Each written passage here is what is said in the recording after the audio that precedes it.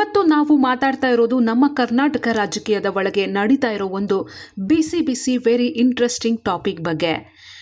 ನೋಡಿ, ಡಿ.ಕೆ. ಶಿವಕುಮಾರ್ ಅವರು CM ಕುರ್ಚಿ ಏರಿ ಬರೋಬ್ಬರಿ ಈಗ 2 ತಿಂಗಳುಗಳು ಆಗ್ತಾ ಬಂತು. ಆದರೆ ನೀವು ಗಮನಿಸಿದ ಹಾಗೆ ಈ ಇಡೀ ಸರ್ಕಾರದಲ್ಲಿ, ಇಡೀ ಕ್ಯಾಬಿನೆಟ್ನಲ್ಲಿ ಒಬ್ಬರು ಮಹಿಳಾ ಮಂತ್ರಿ ಕೂಡ ಇಲ್ಲ. ಖಂಡಿತ ಇದು ಪ್ರತಿಯೊಬ್ಬರ ಮನಸ್ಸಿನಲ್ಲೂ ಇದ್ದ ದೊಡ್ಡ ಪ್ರಶ್ನೆ.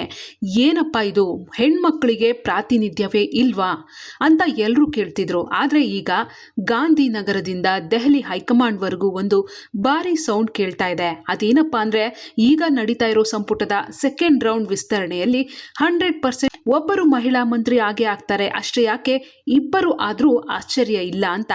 ಆದರೆ ಆ ಸೀಟಿಗಾಗಿ ಯಾರ್ಯಾರ ನಡುವೆ ಫೈಟ್ ನಡೀತಾ ಇದೆ, ಹೈಕಮಾಂಡ್ ಲೆವೆಲ್ನಲ್ಲಿ ಯಾರ ಹೆಸರು ಹಲ್ಚಲ್ ಎಬ್ಬಿಸ್ತಿದೆ, ಯಾರ ಪರವಾಗಿ ಯಾರು ದೊಡ್ಡ ಲಾಬಿ ಮಾಡ್ತಾ ಇದ್ದಾರೆ, ಇವತ್ತಿನ ವಿಡಿಯೋದಲ್ಲಿ ಕಂಪ್ಲೀಟ್ ಇನ್ಸೈಡ್ ಸ್ಟೋರಿ ಹೇಳ್ತೀನಿ. ವಿಡಿಯೋ ಸ್ಕಿಪ್ ಮಾಡದೆ ಕೊನೆ ತನಕ ನೋಡಿ. ಹಾಗೇನೆ ನಮ್ಮ ಚಾನಲನ್ನು ಇನ್ನೂ ಸಬ್ಸ್ಕ್ರೈಬ್ ಆಗಿಲ್ಲ ಅಂದರೆ ಈಗಲೇ ಸಬ್ಸ್ಕ್ರೈಬ್ ಮಾಡ್ಕೊಳ್ಳಿ. ಓಕೆ, ಈಗ ನಂಬರ್ 1 ರೇಸ್ನಲ್ಲಿರೋ ಮೊದಲನೇ ಹೆಸರು ಆರತಿ ಕೃಷ್ಣ. ಯಾರಪ್ಪ ಇವರು ಅಂತ ಕೆಲವರಿಗೆ ಡೌಟ್ ಬರ್ಬೋದು. ಇವರು ರಾಮಯ್ಯನವರ ಮಗಳು, ಪ್ರಸ್ತುತ MLC ಕೂಡ ಹೌದು. ಆದರೆ ಇವರ ಅಸಲಿ ಪವರ್ ಇರೋದು ಎಲ್ಲಿ ಗೊತ್ತಾ? ದೆಹಲಿ ಹೈಕಮಾಂಡ್ ಅಂಗಳದಲ್ಲಿ. ಇವರಿಗೆ ರಾಹುಲ್ ಗಾಂಧಿ ಅವರ ಜೊತೆ ಡೈರೆಕ್ಟ್ ವೇವ್ ಲೆಂತ್ ಇದೆ, ನೇರವಾದ ನೆಟ್ವರ್ಕ್ ಇದೆ. ಇವರು AICC NRI ವಿಂಗ್ನಲ್ಲಿ ಕಷ್ಟಪಟ್ಟು ಕೆಲಸ ಮಾಡಿದವರು. ಈಗ ಇವರ ಪರವಾಗಿ ದೆಹಲಿಯಲ್ಲಿ ಯಾರು ಲಾಬಿ ಮಾಡ್ತಾ ಇದ್ದಾರೆ ಗೊತ್ತಾ? ಫಾರಿನ್ ಅಫೇರ್ಸ್ ವಿಂಗ್ನಲ್ಲಿ ಪ್ರಮುಖ ಜವಾಬ್ದಾರಿ ಹೊತ್ತಿರೋ ಪ್ರಭಾವಿ ನಾಯಕ ಸ್ಯಾಮ್ ಪಿತ್ರೋಡಾ ಅವರು. ಸ್ಯಾಮ್ ಪಿತ್ರೋಡಾ ಅವರು ಆರತಿ ಕೃಷ್ಣ ಅವರ ಪರವಾಗಿ ಗಟ್ಟಿಯಾಗಿ ಹೈಕಮಾಂಡ್ ಮುಂದೆ ಬ್ಯಾಟಿಂಗ್ ಮಾಡ್ತಾ ಇದ್ದಾರೆ. ಎಲ್ಲಕ್ಕಿಂತ ಮುಖ್ಯವಾಗಿ ಈ ಬಾರಿ ಹೈಕಮಾಂಡ್ ಏನಂತ ಇದೆ ಅಂದ್ರೆ, ನಮಗೆ ಸಂಪುಟದಲ್ಲಿ ಫ್ರೆಶ್ ಫೇಸಸ್ ಅಂದ್ರೆ ಹೊಸ ಮುಖಗಳು ಬೇಕು ಅಂತ. ಯಾವುದೇ ಕಾಂಟ್ರವರ್ಸಿ ಇಲ್ಲದ ಎಜುಕೇಟೆಡ್ ಹಿನ್ನೆಲೆ ಇರೋ ಆರತಿ ಕೃಷ್ಣ ಅವರಿಗೆ ಹೊಸ ಮುಖ ಅನ್ನೋ ಕಾರ್ಡ್ ಪಕ್ಕಾ ಸೆಟ್ ಆಗ್ತಾ ಇದೆ. ಹಾಗಾಗಿ ಇವರಿಗೆ ಲಕ್ ಒಲಿಯೋ ಚಾನ್ಸ್ 90%ರಷ್ಟಿದೆ.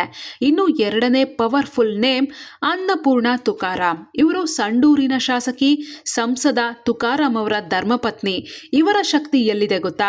ಇವರ ಹಿಂದೆ ಸಾಕ್ಷಾತ್ ಮಾಜಿ CM ಸಿದ್ದರಾಮಯ್ಯ ಅವರೇ ನಿಂತಿದ್ದಾರೆ. ಹೌದು, ಸಿದ್ದರಾಮಯ್ಯನವರು ಹೈಕಮಾಂಡ್ಗೆ ಕಳಿಸಿರೋ ತಮ್ಮ ಸ್ವಂತ ಲಿಸ್ಟಲ್ಲಿ ಅನ್ನಪೂರ್ಣ ತುಕಾರಾಮ್ ಅವರ ಹೆಸರನ್ನ ಶಿಫಾರಸು ಮಾಡಿದ್ದಾರೆ.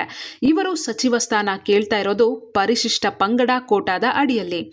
ಬಳ್ಳಾರಿ ಮತ್ತು ವಿಜಯನಗರ ಬೆಲ್ಟ್ನಲ್ಲಿ ST ಸಮುದಾಯದ ಪ್ರಭಾವಿ ಮಹಿಳೆಗೆ ಸಚಿವ ಸ್ಥಾನ ಕೊಟ್ರೆ ಇಡೀ ಪ್ರಾಂತ್ಯಕ್ಕೆ ಒಳ್ಳೆ ಮೆಸೇಜ್ ಹೋಗುತ್ತೆ, ಪಾರ್ಟಿಗೂ ಬೆನಿಫಿಟ್ ಆಗುತ್ತೆ ಅನ್ನೋದು ಸಿದ್ದರಾಮಯ್ಯನವರ ಪಕ್ಕಾ ಲೆಕ್ಕಾಚಾರ.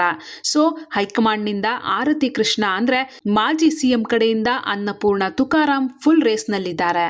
ಈಗ ಮೂರನೇ ಹೆಸರಿಗೆ ಬರೋಣ. ನಮ್ಗೆಲ್ಲರಿಗೂ ಚಿರಪರಿಚಿತರಾಗಿರೋ ಲಕ್ಷ್ಮೀ ಹೆಬ್ಬಾಳ್ಕರ್. ನಿಮಗೆ ಗೊತ್ತೇ ಇದೆ, ಲಕ್ಷ್ಮೀ ಹೆಬ್ಬಾಳ್ಕರ್ ಅವರು ಪಂಚಮಸಾಲಿ ಲಿಂಗಾಯತ ಸಮುದಾಯದ ದೊಡ್ಡ ನಾಯಕಿ. ಅವರು ಈ ಹಿಂದೆಯೂ ಮಂತ್ರಿ ಆಗಿದ್ದವರು. ಈ ಬಾರಿಯೂ ಡಿ.ಕೆ. ಶಿವಕುಮಾರ್ ಅವರ ಕೋಟಾದಡಿಯಲ್ಲಿ ಸಚಿವ ಸ್ಥಾನ ಪಡೆಯೋಕೆ ತೀವ್ರ ಪ್ರಯತ್ನ ಮಾಡ್ತಾ ಇದ್ದಾರೆ. ಆದರೆ ಇಲ್ಲೊಂದು ಸಣ್ಣ ಟ್ವಿಸ್ಟ್ ಇದೆ. ಹೈಕಮಾಂಡ್ ಏನೋ ಹೊಸ ಮುಖಗಳಿಗೆ ಅವಕಾಶ ಕೊಡಿ ಅಂತ ಪಟ್ಟು ಹಿಡಿದಿದೆ. ಹೀಗಾಗಿ ಈಗಾಗಲೇ ಮಂತ್ರಿ ಆಗಿದ್ದ ಹೆಬ್ಬಾಳ್ಕರ್ ಅವರಿಗೆ ಈ ಹೊಸ ಮುಖ ಅನ್ನೋ ರೂಲ್ಸ್ ಸ್ವಲ್ಪ ಮೈನಸ್ ಆಗೋ ಸಾಧ್ಯತೆ ಇದೆ. ಇನ್ನು 4ನೇ ಹೆಸರು ರೂಪಕಲಾ ಶಶಿಧರ್. ಇವರು KGF ಶಾಸಕಿ, ಹಿರಿಯ ನಾಯಕ KH ಮುನಿಯಪ್ಪ ಅವರ ಮಗಳು. ಇವರು ದಲಿತ ಕೋಟಾದಡಿಯಲ್ಲಿ ಸಚಿವ ಸ್ಥಾನ ಕೇಳ್ತಾ ಇದ್ದಾರೆ. ಆದರೆ ಇಲ್ಲೊಂದು ದೊಡ್ಡ ಫ್ಯಾಮಿಲಿ ಡ್ರಾಮಾ, ಪೊಲಿಟಿಕಲ್ ಗೇಮ್ ನಡೀತಾ ಇದೆ. ಮುನಿಯಪ್ಪನವರಿಗೆ ಈಗ ಸಿಕ್ಕಿರೋ ಖಾತೆ ಬಗ್ಗೆ ಅಷ್ಟಾಗಿ ಖುಷಿ ಇಲ್ಲ. ಹಾಗಾಗಿ ಅವರು ಹೈಕಮಾಂಡ್ ಮುಂದೆ ಒಂದು ಓಪನ್ ಆಫರ್ ಇಟ್ಟಿದ್ದಾರೆ. ಒಂದು, ನನಗೆ ಪವರ್ಫುಲ್ ಖಾತೆ ಕೊಡಿ, ಇಲ್ಲ ಅಂದ್ರೆ ನನ್ನ ಮಂತ್ರಿಗಿರಿ ತೆಗೆದು ನನ್ನ ಮಗಳು ರೂಪಕಲಾಗೆ ಸಚಿವ ಸ್ಥಾನ ಕೊಡಿ ಅಂತ. ನೋಡಿದ್ರಾ, ತಂದೆ ಮಗಳು ಇಬ್ರು ತಮ್ಮದೇ ಲೆಕ್ಕಾಚಾರದಲ್ಲಿ ಹೈಕಮಾಂಡ್ಗೆ ಪ್ರೆಷರ್ ಹಾಕ್ತಾ ಇದ್ದಾರೆ. ಇವರೆಲ್ಲರ ಮಧ್ಯೆ ಸೈಲೆಂಟ್ ಆಗಿ ರೇಸ್ಗೆ ಬಂದಿರೋ ಇನ್ನೊಂದು ಹೆಸರು ಕನೀಜ್ ಫಾತಿಮಾ.